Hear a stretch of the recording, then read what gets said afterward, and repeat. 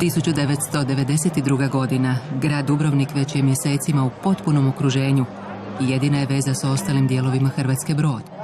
Neprijateljske snage Jugoslavenske narodne armije, mobilizirane teritorijalne obrane i paravojne srpsko-crnogorske dragovoljačke postrojbe držali su usko područje grada u okruženju s mora i kopna. Zapovjednik obrane grada Nojko Marinović prilikom obilaska položaja teško je ranjen. U jednom se trenutku učinilo kao da je pao svijet, opisao je ovu vijest jedan od branitelja. U Dubrovnik se nije moglo ući i normalno ja sam morao ući tajnim putem. Brod Ilirija, on je vozio za Dubrovnik, ali je povremeno odlazio u Petrovac, u Crnu Goru, odvozili bi ga na pregled. Ja sam rekao, ja idem u taj brod, ako mi je suđeno da završim u Crnoj Gori, završit ću u Crnoj Gori, ako mi je suđeno da završim u Dubrovniku, završit ću u Dubrovniku. Jel? I onda sam se prebacio na Korčulu sam sjeo u taj brod i otišao sam potražiti kapetana broda.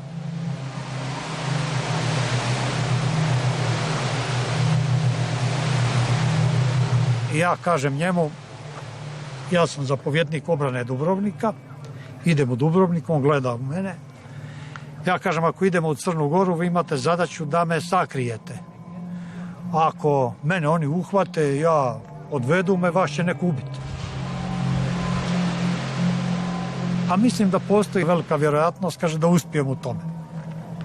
Ja kažem, vama u ruke. Međutim, nismo išli, imali smo sreću, došao sam u Dubrovnik. U Dubrovniku ništa niste vidjeli, sve je bilo prazno. Luka Gruž izgorena, prazna. Tenkovi gledaju vas sa Bosanke, sa Strinčjere.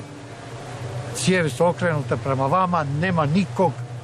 I onda sam sjeo u prvo auto koje sam našao nekakvog gardistu i pitao ga zna li gdje je zapovjedništvo. Znam, ja sam ušao tamo, niko nije znao ni ko sam, ni šta sam. I onda sam rekao, gospodo, ja sam taj i taj, ja sam vaš zapovjednik. I odmah sam tu večer istu sagledao situaciju i u gradu, i u postrojbi, i do ujutro sam već imao nekakav presjek svega šta se dešava.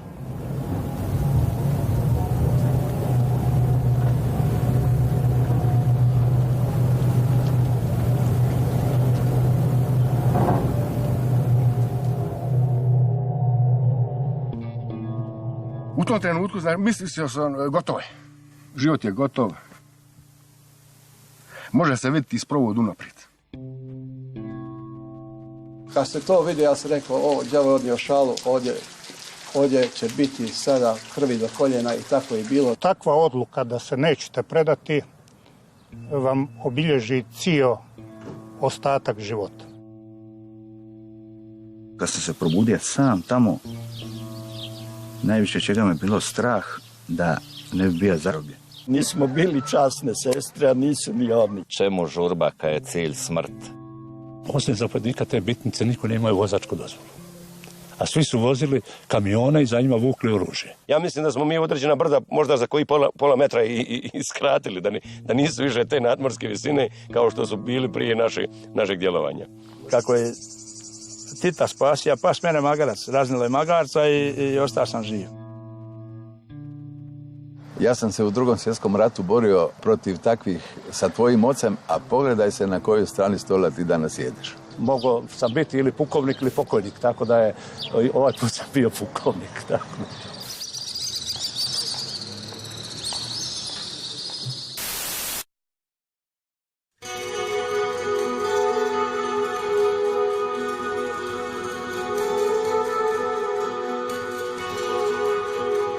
Na brdu Srđ nalazila se najisturenija točka obrane, utvrda Imperijal.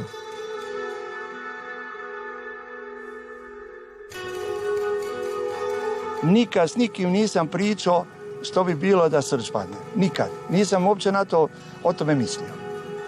Jednostavno, imali bi grad pun ljudi koji bi mogli jednostavno spaliti do kraja. A dogodio bi se Vukovar.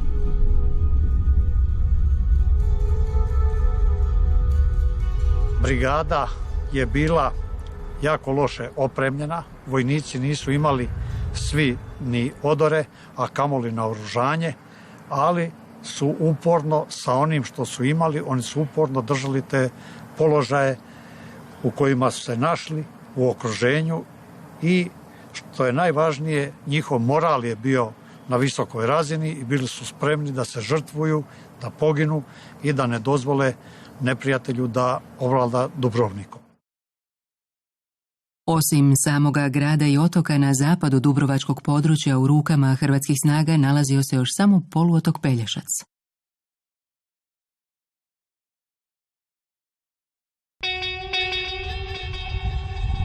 Obrambeni položaji zaklonjeni su iza bedema Malog Stona.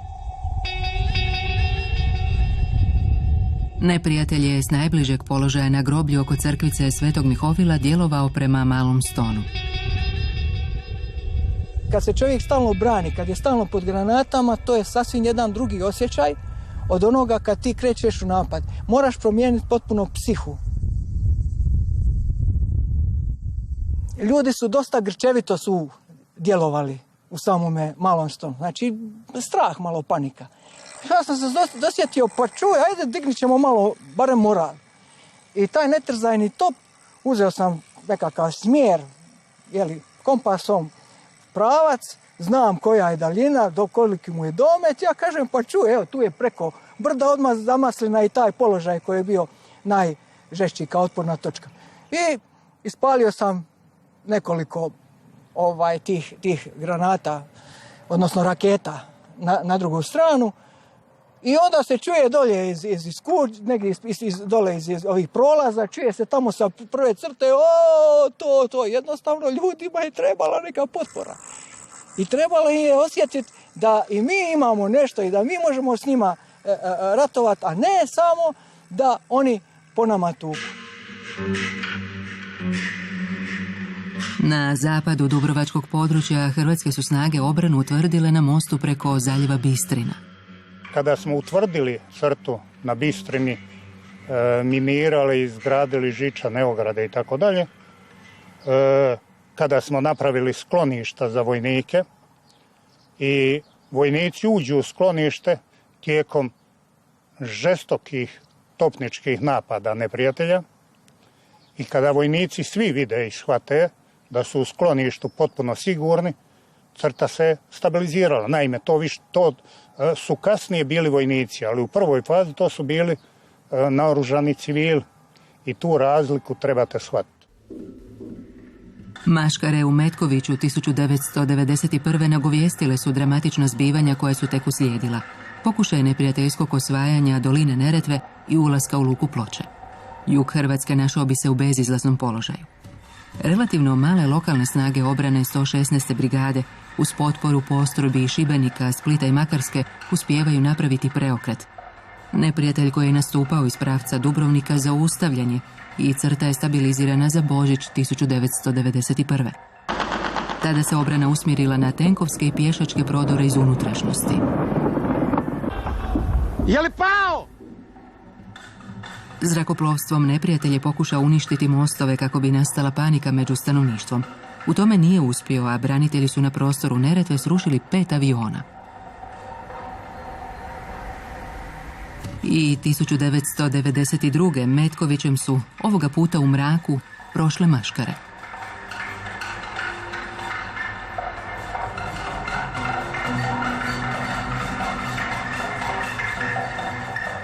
Početkom travnja 1992. ustrojeno je južno bojište. Zapovjedanje njime preuzima general Janko Bobetko. Od siječnja je na snazi sporazum o bezuvjetnom prekidu vatre. Dio je ovog primirja bio i plan Ujedinjenih naroda koji je predviđao povlačenje Jugoslavenske narodne armije iz Hrvatske. No kada su u ožujku okupacijske snage umjesto povlačenja krenule u napad na dolinu Neretve, činilo se da od mirovnog plana neće biti ništa i da se rat nastavlja. Bobetko je u to vrijeme bio čovjek u dubokoj starosti koji je ostavio udoban život u Zagrebu, Sisku i tako dalje. Ostavio sve i došao ovdje. On je svaki dan išao u obilazak te prve linije i kako je sunce bilo na zalasku, on je dolazio, dakle, iz sunca prema tim ljudima. Oni su bili malo nakon ručka, vjerojatno malo i bila i čašica neka. Od toga jedan je od njih rekao, kaže, stari, ko je tebe obukao? Dakle, ne prepoznajući generala Bobetka, međutim on je to uzeo kao šalu. Ja mu kažem, stari, zna zašto volim s tobom ići? On kaže zašto? Zato što gdje god dođemo sve je besplatno. On se smija. Slava mu stvarno i čast kad je rekao onome zapovjedniku UNPROFOR-a generalu Morionu da on ne dopušta da mu general neke vojske koja je izgubila sve ratove u povijesti drži lekcije. Mali general Bobetko, mali general fizički, ali veliki čovjek. Malo sam uzbuđen i to nema onih rovova, sve se to promijenilo, ovaj spomenik je napravljen. Tu je bila staza jedna dodol, evo, do ove ceste dol, pa to se sve, malo to se sve promijenilo. Ovo se raskršće, odavde je bilo malo narasla šuma, ne vidi se ono raskršće. Početkom travnja general Bobetko dovodi svježe snage, 1. i 4. gardijsku brigadu. Vojnici 1. gardijske brigade preuzimaju uzvisinu Vjetreni mlin u neposrednoj blizini neprijateljskih položaja i iznad utvrđene obrane u Bistrinskom zaljevu.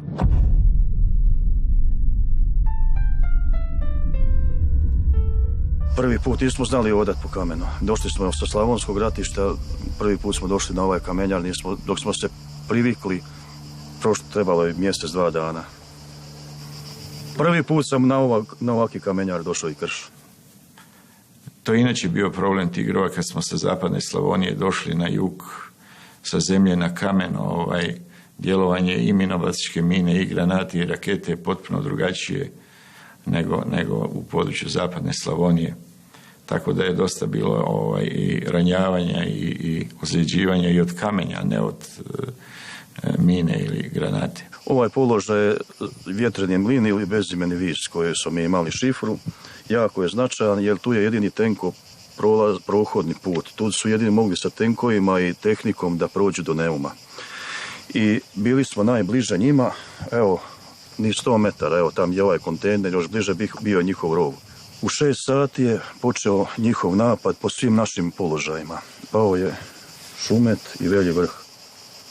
Naši dečki su uzeli broving, imali smo broving i na kamion 110 koji počeli voziti taj broving vamo da pojačaju. Jer kad je rekao da su zauzeli Šumet, Velji vrh, oni su svim silama krenuli da zauzmu ovaj bezimeni vis ili Vjetreni mlin.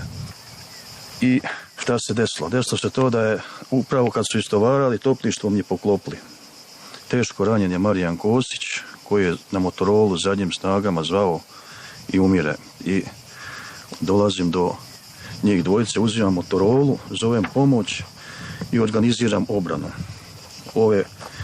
Pošto su četnici prešli cestu i već su u blisku borbu po ovim šikarama došli i onda su, evo vidite, od one raskršće tamo kod one kuće, naš 3. vod počeli mitraljezom tući da ovi više ne mogu prelaziti cestu. Ometali su u prelasku ceste, vamo nije niko ni ostao. I zovem pomoć, a oni, evo vidite, ono raskršće od cestu, dovukli su bestrzajni top. Htjeli su da zbrišu ovaj bunker i ovo od nas tu pas sa bestrzajnim topom i Stevica Pavlin i Lala, pokojni, uzeo je osu i uništio posadu bestrzajnog topa. Kad je opalio kud koji, mili moji. Oni sad vidjeli da su odsječeni i kad su vidjeli da im je uništen bestrzajni top i da nemaju više da ovi ne nadiru, onda je nje uvatila panika i mi smo zadnjim snagama nje odbili, pucali i onda se oni koji se uspio izvući od njih izvuku se ošao nazad tamo u Ošlje. Ja, ali to je bilo paklani 2 sata, tu plotuni su po nama padali, to je bio užas. Sav sam bio u dimu, u prašini, crn kao da me neko namazao čađama i to, poderana uniforma, krvav i to, užas.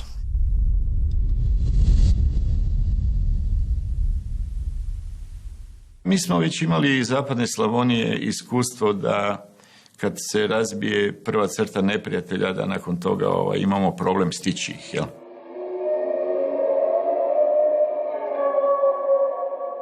To je bilo vrlo teško područje, kako mi popularno zoveme čuka do čuke, jel?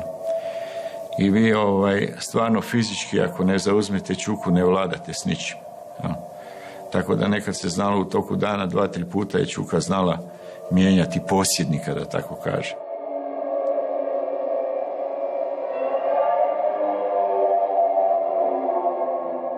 Moj stav je da u biti smo mi slomili neprijatelja u odsutnoj obrani. Naime, oni su 3 tjedna uzastopce po 24 sata su trajali njihovi napadi na nas. Mi smo se uporno obranili i u jednom određenom momentu kad smo vidjeli da njihov intenzitet njihovih napada stagnira, odnosno slabi, ali pokušavaju i dalje nešto, zapovjednik južnog bojišta general Bobetko na moj prijedlog je donio odluku za protunapad.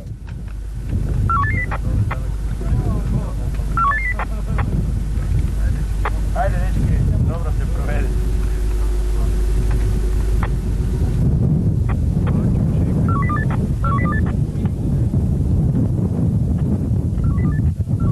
Ono što je specifično u odnosu na prvu brigadu zapadno slavonsko bojište što nas je čekalo, tamo je morala postojati, moralo su biti velike snage da bi čuvale mali prostor. U odnosu na ovaj tu dio, ovdje su male snage mogle kontrolirati veliki dio prostora i punu zadaće odraditi. Sa dobrim potporom topništva mi smo mogli u odlučnosti jako puno napredovati. Ja sam došao, znači, u početkom travnja sa 4 tenka T-55 i 4 BVP-a, a onda tijekom krajem 4. mjeseca i 5. kompletna postrojba je prebačeno gdje smo imali znači, nekakvih 30-ak oruđa. Na početku nije bilo baš toliko povjerenja prema djelovanju topništva, sve su se bojali da ćemo njih poklopiti svoje, da ćemo mi poklopiti svoje. Međutim, vremena sa tog povjerenja sticalo i kasnije naši pješaci jednostavno nisu htjeli izići niti na jednu čuku, a da prije toga nisu topnice obradili tu čuku vatrom. Jednostavno je bilo to pravilo i ja nisam nikada na cijelom bojištu za svih 10 mjeseci nikada nikome nisam odbio ili da mu nisam osigurao paljbenu pripremu njegovog djelovanja. To je bilo za mene važniji prst čovjeka nego ne znam koliko streljiva kojega nismo imali, ali nekako se smislilo. Mali!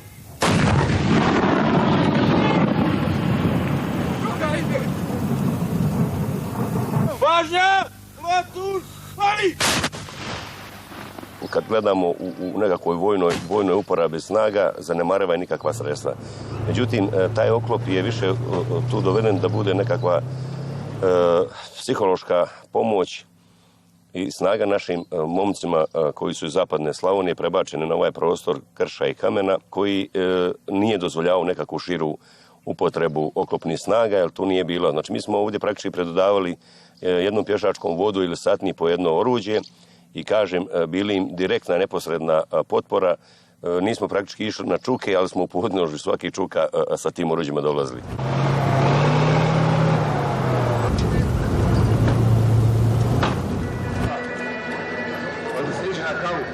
Početkom svibnja u Dubrovnik na sastanak sa zapovjedništvom 163. brigade dolazi general Bobetko.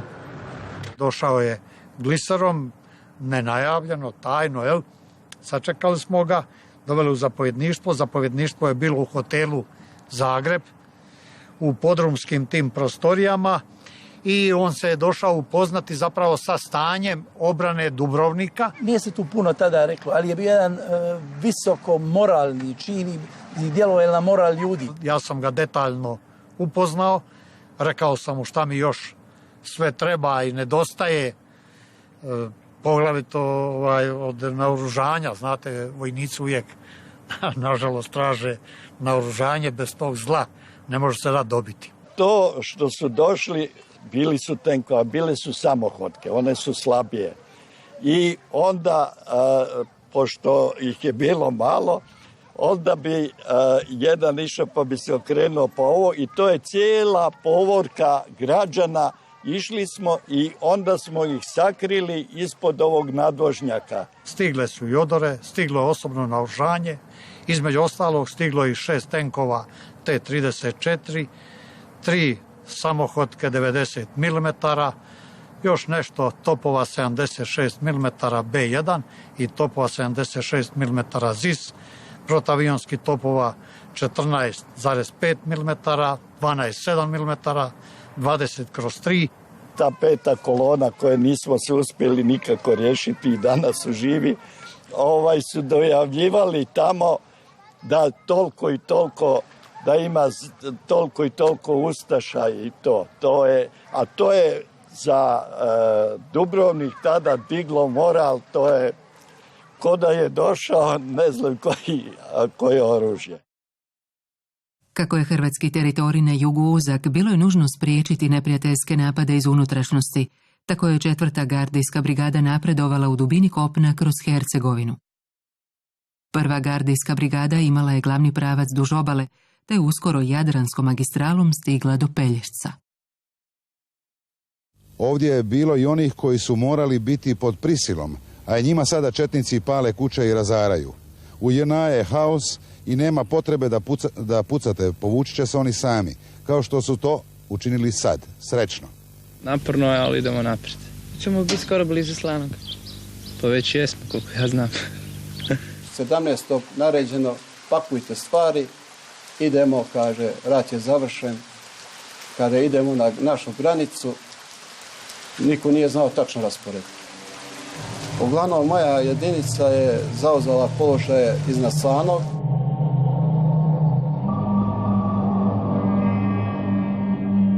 Pripadnici odreda naoružanih brodova bili su u više noćnih izviđanja. U izviđanja smo obično išli u noćnim satima, iskrcali bi se negdje na nekakvoj ponti i onda bi lagano, šuljajući se, išli sokoveće sve dublje i dublje u pozadinu i prikupljali informacije koje smo vidjeli. Jedan dio naše, zapravo jedna četa se nalazila u Slanome. Zapravo i ona je trebala da napusti taj prostor, ali krajem aprila mjeseca 1992. u Slanome je došla dopuna municije, tako da su sva artiljerijska oruđa morala da imaju po 3 borbena kompleta. Znači, niko nije mislio treba tu municiju skloniti iz Slanoga i tako da je ta jedna jedinica bila zadužena da ostane u Slanu i da se pokupi što se može pokupiti. Koliko ja znam, izvučeno je oko 15 kamiona municije i to se sve izvlačilo do prvog kontakta sa vašom vojskom. Vojnici odreda naoružanih brodova u noći na 21. svibnja planirali su ući u Slano, koje se činilo ispražnjeno.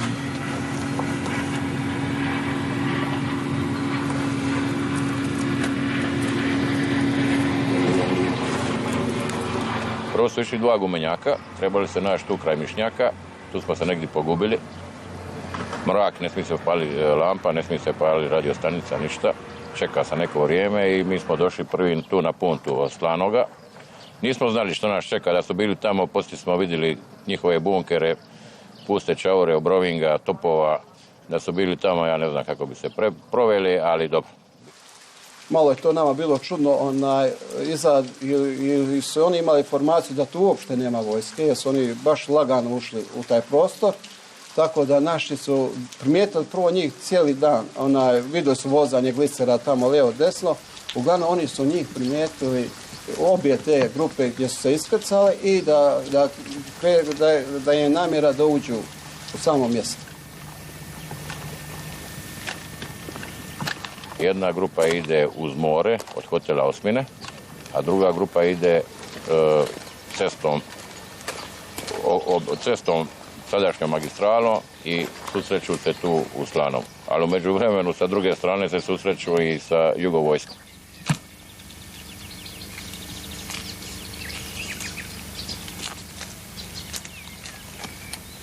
Došlo je do bliskog okršaja. Sreli smo se u biti prsa u prsa, njih jedno 4-5 bilo tu u parku, mi smo bili s druge strane. Onda je počela pucnjava, ali ima bi da je ovdje, a na istočnoj strani je bila jedna velika zgrada u kojoj gdje su imali puškomitraljez. I taj nam je puškomitraljez, ja mislim, sve ovo i napravio. Od velike mase ljudi to je nastala jedan metež u tom mraku od pucnjave, kuknjave, tako da su se povukli jednu na jednu, drugu na drugu stranu. Poginuli Goran Gojković, je bio inače srpske nacionalnosti. I cijelo vrijeme prije nego što smo išli u akciju, govorio je ako me uhvate, ja ću se ubiti, neću ja dopustiti da me ne uhvate. I na kraju ima bi stvarno da je počinio suicid. Samo da ga ne zarobe. Akcija je prekinuta, a odred naoružanih brodova imao je jednog poginulog, jednog zarobljenog i više ranjenih pripadnika.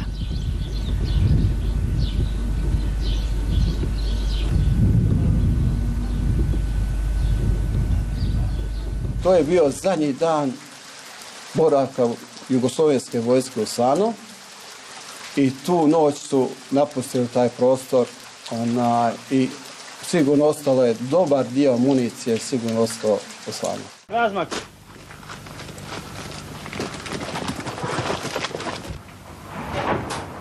23. svibnja pripadnici 1. brigade Tigrovi uspjeli su ući u Slanu. Mjesto je pod vatrom, jer srpske snage nadziru s obližnjih uzvisina.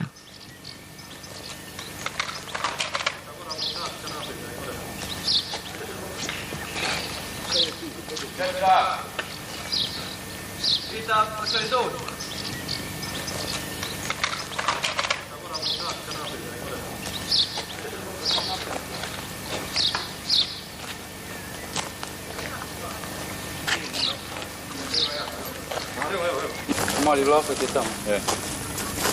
Gdje si bio, Četka? Evo tu. Ova akcija oslobađanja Slanoga je u biti prvi put da se kompletna postrojba našla na kopu. Gdje nismo baš imali nekakva velika iskustva sa vojnim djelovanjem na brdima i po škrapama. Na moru smo bili, tako reći, svoji na svoj. Neprijateljske snage dosada su izvukle veliku količinu naoružanja i tehnike.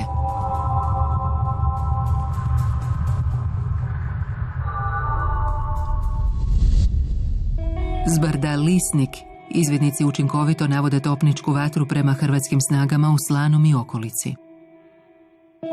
S ovog brda nadzire se i cesta prema Zavali i Popovu polju u Hercegovini.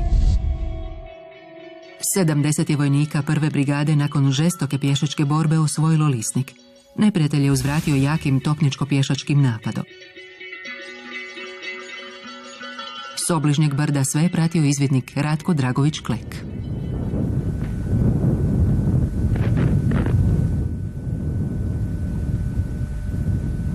Popeo sam se na Mali Tmor i odmah sam uočio naše i njihove položaje. Na jednom dijelu Lisnika, sjevernom dijelu, su oni držali položaj, a naši su držali na južnom dijelu iz mora, čošak tog masiva. I to je bilo u predvečer, čukli su čitavi dan, ali intenzivno je bilo taj dio poslijepodne. Oni su otvorili žestoku paljbu minobacačima 82 mm koji su imali neposredno na pokraj puta Slano Orahovo i tukli su jako precizno po našim položajima. Vidio sam jednostavno kako naši gardisti su ranjavani, kako se bacaju iz tog položaja dole samo da bi izbjegnuli te plutune. Plutuni su bili jako česti i u jednom trenutku sam vidio da jedna grupa, možda njih 30-ak, prelazi prema tom našim položajima da zauzme. Zvao sam Tigra 64, on je odmah imao svoju postrojbu na raspolaganju topništvo i mi smo taj dio pokrili. Mi smo napravili plan vatre tako da sa 11 različitih položaja tučemo to brdo i držimo ga 2 sata neprekidno pod vatrom. A nismo imali streljiva da bi mi njega tukli intenzivno 2 sata, nego smo napravili vremensku raspodjelu topničke pripreme i onda smo 5 sati ujutro krenuli i svaki je imao svojih 10 ili koliko minuta i 17 različitih položaja. Mi smo, kad jedan završi, drugi nastavlja. I za to vrijeme dok smo mi tukli, naši pješaci se penjeli gore i nisu bili izloženi vatrom. On je tada prvi puta upotrebio neke granate koje ja nisam znao. Koje su, one su vremenske eksplodirale iznad tla. I mi smo kasnije, kad smo to probijali, primijetili da su pokraj tog prostora gdje su se oni nalazili, znači u člemu, vjetrovke, maske su pobacali. Poginulo je 8, ranjeno 20 vojnika 1. brigade. Primijetili smo da gori Lisnik Znači, to je granatirano s naše strane od jutra do mraka. Pripremio se napad da se lisnik očisti, da bi kad je pala noć, samo došlo naređenje, kaže, moramo da se povučemo. I sad je svima bila nejasno zbog čega se povlačimo. Jer bilo to već, nije to bilo malo vojske, bilo je tu nas sigurno jedno oko 150, ako ne i 200 vojnika pišadije. Neprijateljske se snage povlače prema zavali na rubu Popova polja.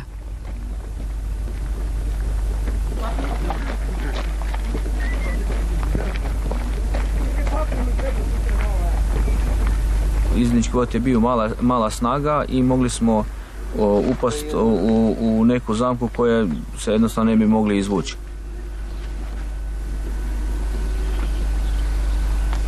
Na ovom području smo primijetili jednu veliku koncentraciju palbenih položaja haubica 105 koje su oni imali i ono što je ostalo puno čahura i jedna bitnica ovdje je bila spremljena, tako da možemo zaključiti da su oni davali potporu svojim snagama koje su držale položaj iznad Slavnog, iznad Okladnika i na drugim mjestima.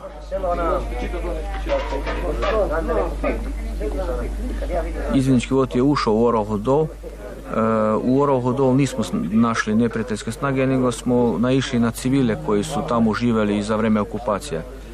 U daljem razgovoru shvatili smo da su to bili i srpske i hrvatske nacionalnosti i oni su jednostavno jedne druge štitili od nekih nepredviđenih događaja. Mi smo ti ko anđeli u paklu.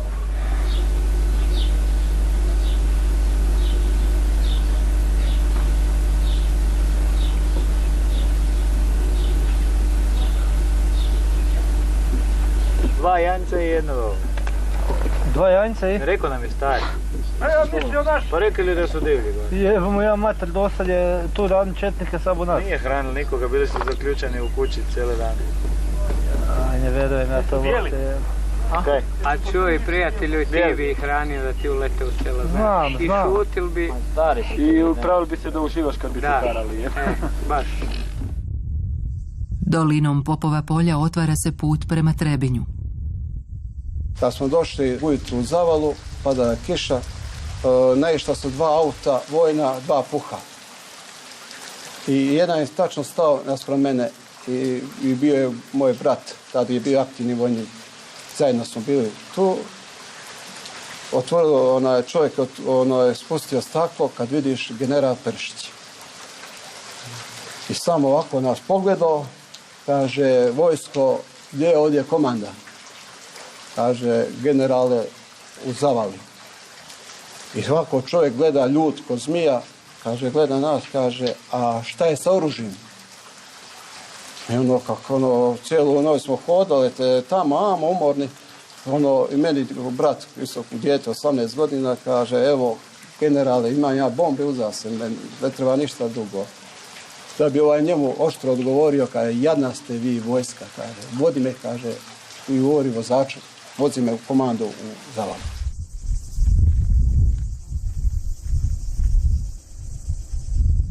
Zapadnim dijelom Popova polja zavali se približavaju vojnici 4. gardijske brigade. Ovo ovdje što vidite za nas je Čavaška gradina.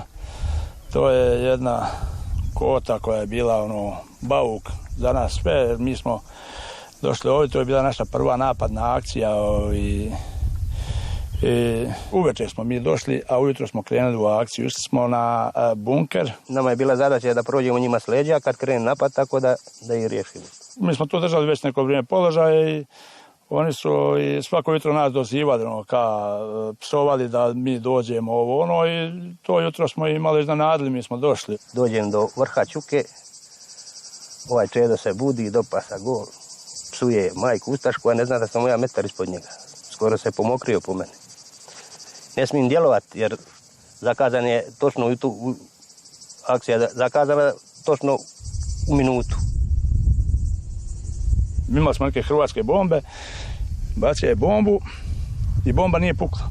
I onda smo vidjeli bježaniju kakvu se rijetko viđa.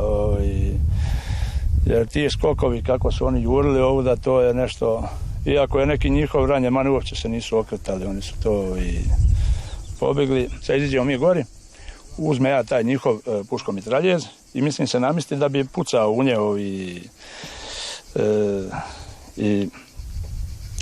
uzme, on je bio na oni ledenik, pedestrojka ona. I ja da ću neku skrapu, to se u nas kaže skrapa, i ja vidim poskoka koji stoji ovako, a ja se strašno bojim zmije. Ja da ću, i sad više ja i ne bi lega za ništo, ja pucam, ali na stojeći tog puškomitraljeza zanima i viče on meni, lezi, ubić te, ja te on ne ubiju. Kada može me ubiti kogod hoće, ali me zmija ugrst neće. Ja leć neću.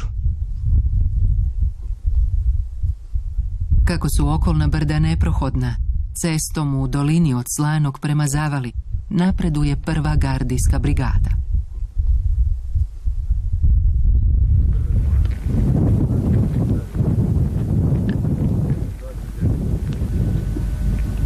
U to vrijeme sam dobio signal, poruku preko naše sustava veze da je 4. gardijska brigada ušla u Zavalu sa sjeverne strane iz smjera Ravno. I to je nama bilo oduševljenje, mi smo dalje krenuli naprijed i kako smo krenuli na jednom prevoju smo primijetili jednu grupaciju, veliku grupaciju vojnika, mislili smo da je to naše snage. I već smo duboko zašli u taj prostor i onda smo primijetili njihove uniforme, shvatili smo da su to neprijateljske snage i na tom i poviše na prevoju na cesti Zavala Golubinac. Mi smo morali trčećim korakom natrag u Češljare i kad smo ušli u Češljare onda su nas poklopili, ali tad smo se već imali prilike sloniti.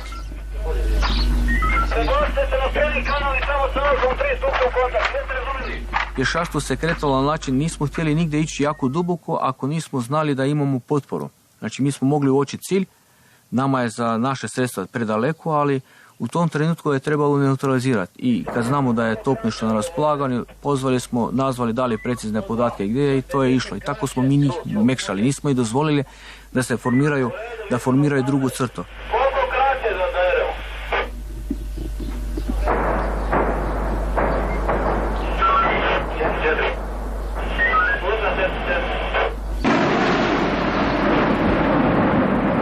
Majstore, požeži.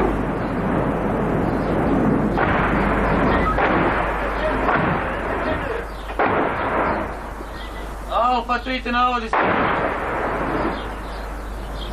Već je tada se osjetilo rasulo kod nas. Znači, kad je vojska došla u Zavalu, aktivne vojske jugoslovenske više nije bilo. Znači, svi oficiri jugovojske napuštali su jedinicu, to je njima bilo naređeno i taj rok se treba ispoštovati. Kod nas je ostala sama rezerva. Znači, uglavnom, znači, od tih što je bilo, znači, nije ni 40% vojnika ostalo tada od tog brojnog stanja. Ako je bilo naš 300, znači, nije ni ostalo ni 100 vojnika. Jedino i naša četa je bila kompletna. A ovo ostalo u Zavalu, što su branili Zavalu, oni su bili desetkovani. Malo po malo mi smo ušli do centra sela i tu smo zauzeli poziciju jer nam je bilo neposredno prije javljeno da iz smjera sjevera u Zavalu je ušla 4. gardijska brigada. I u jednom trenutku čuli smo ljudski žamor glasova ovdje ispod nas u jednoj kući. Nismo znali jesu su to opet civili ili je to naša ili tuđa postrojba. I malo po malo krenula je razgovor, uglavnom koji ste, čiji ste, što ste. Zaključak je bio na kraju da je zapovjednik satnije pješačke iz 4. brigade Jozo Šerić već ušao iz sjevera u Zavalo i on se našao u ovoj kući malo niže. Uglavnom u takvom razgovoru kad smo se spojili, on je pričao da je malo prije nek smo mi došli i zvali, na sebi nosi šubaru. I onda sam ja odgovorio, rekao da si nosi šubaru, ne bijete mi pitali tko si.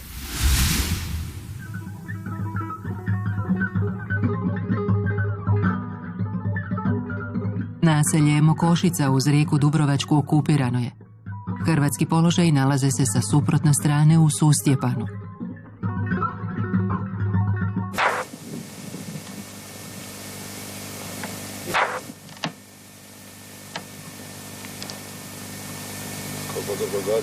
Ova dva hica koje smo sad čuli, ko je to gađao? Znaš što ti je ovo ovako? Gađa ti u momentu kad je brod tamo preko. Gađa iz veće daljine sa dum mecima, onda metak pogodi u fasadu ovdje kod nas. Tako da ti na brodu izgleda, čuje se pucan kad se metak rasprsne kod nas na fasadi. Ja sam se rekao da smo mi pucali. Tako da ovi svi na brodu misle da smo mi pucali. I onda tako ulažu u proces i kažu da im je više na vrh glave došlo naših provokacija i toga. Čim brod dođe, dok brod izvodi manevar, uvijek pucaju po nama. Odmah sajper lupa.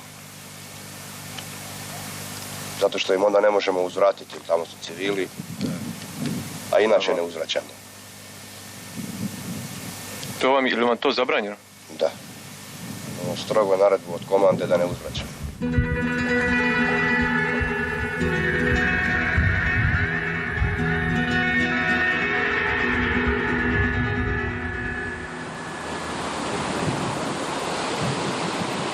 Kako je rat odmicao, mi smo bili sve jači. Jer čovjek kad je u okruženju, on postaje sve jači. Što je duže u okruženju, on postaje jači. To je psihološki u čovjeku, znate. On ne slabi, on jača. On ima... Lakše će podnijeti smrt ako dođe do nje.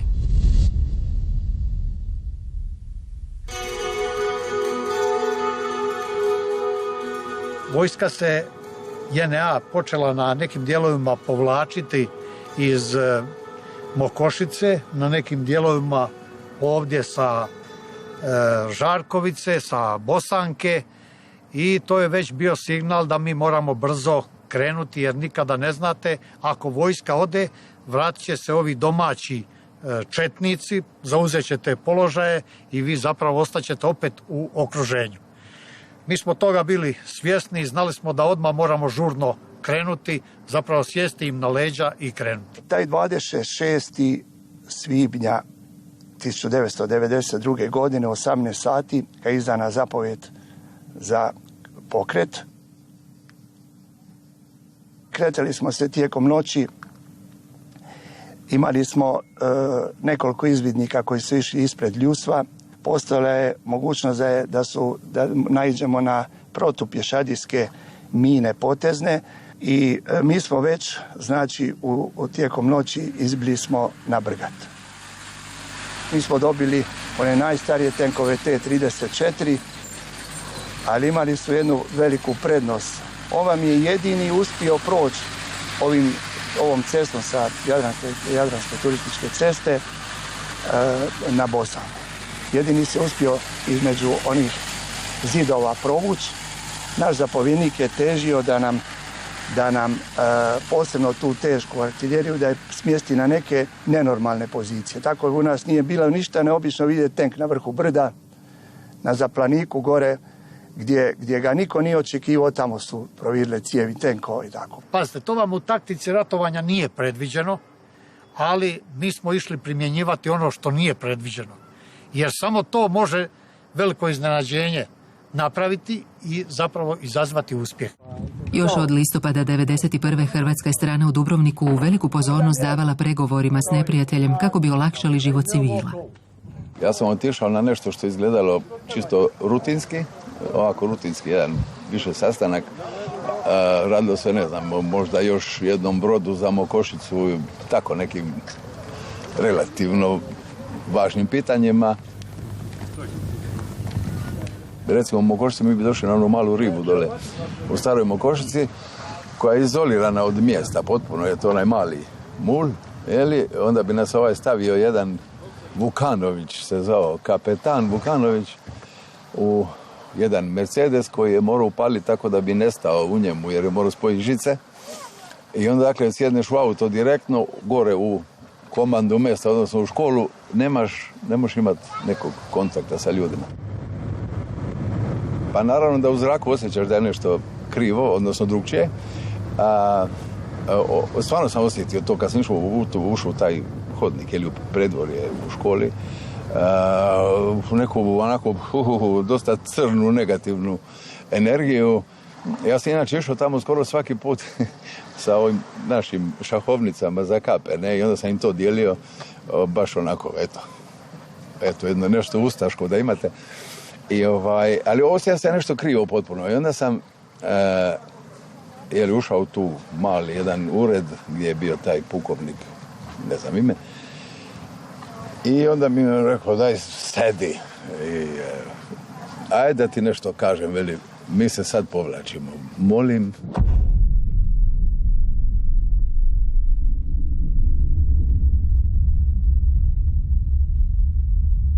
Kakvi su da su, ali valjda su bili organizirana vojska. Pa je to bilo dosta, uvjetno rečeno brzo, nekakvih 5 sati. Meni najdužih 5 sati. U međuvremenu me je 2 puta morao zatvoriti sa 2 vojnika, valjda od povjerenja u neku tamo učionu u školi da me čuvaju, jer su se neki delali gdje je taj ustaša. Oni idu, vjerojatno su išli praznih ruku, više nije bilo frižidera i usisavača, bili su potpuno bijesni i dakle nije bilo lako. Konačno je osvanuo trenutak da su izašli, da su formirali tu veliku kolonu od te škole prema istoku i kraj škole je i dječji vrtić, da ne zaboravimo, naravno da nema ni struje ni vode, mislim. I upravo se negdje upućuju, okrenem se, vidim gori vrtić. Netko je dakle podmetnuo vatru. Uspio sam potegnuti toga pukovnika Miladinovića za rukav, jer mu je imao ovako lakat, onako frajerski kroz prozor. Potegnuo sam ga za rukav i rekao sam, neš odavle otići dok se ovo ugasi. Ja ti kažem ti, uz auto, stvarno je stao i naredio ovim nekim tamo budalama, su imali one vatrogasne aparate, da to ugase i onda su, eto, tako su otišli su uz ugašenu vatru. Sam, potpuno sam, na tom malom platovu ispred škole i stvarno onda ne znaš kud bi sad, šta ću sad, nemam protiv koga biti, šta ću sada. I naravno, to se ne da opisati jednostavno, to je emocija od koje je valjda da te neku iglom ubode bi eksplodirao.